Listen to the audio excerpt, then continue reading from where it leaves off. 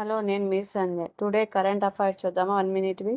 Bharat bricks energy మంత్రుల 11వ సమావేశానికి ఆతిథ్యం ఇస్తుంది. ఈ సమావేశం హర్యానాలోని గురుగ్రామ్‌లో జూన్ 25-26 తేదీల్లో జరుగుతుంది. ప్రధాన అంశం దీంట్లో building for resilience, innovation, cooperation and sustainability. Next, భారత వాతావరణ శాఖ ఐఎండీ తెలంగాణతో పాటు 15కు పైగా రాష్ట్రాలకు భారీ నుంచి అతి భారీ వర్షాల హెచ్చరిక జారీ చేసింది. నైరుతి రుతుపవనాలు మరింత విస్తరించాయని తెలిపింది. నెక్స్ట్, మొహర్రం సందర్భంగా దేశంలోని అనేక ప్రాంతాల బ్యాంకులకు ప్రభుత్వ సెలవులు ప్రకటించారు. సెలవులు రాష్ట్రాల వారీగా మారుతుంది. మొహర్రం సందర్భంగా ఎన్ఎస్సి, బిఎస్సి స్టాక్ మార్కెట్లకు కూడా జూన్ 26న సెలవు ప్రకటించారు. అయితే కమోడిటీ మార్కెట్ సాయంత్రం సెషన్లో పనిచేస్తుంది. భారత క్రికెట్ జట్టు ఐర్లాండ్ పర్యటనలో భాగంగా జూన్ 26న తొలి టీ20 మ్యాచ్ ఆడనుంది.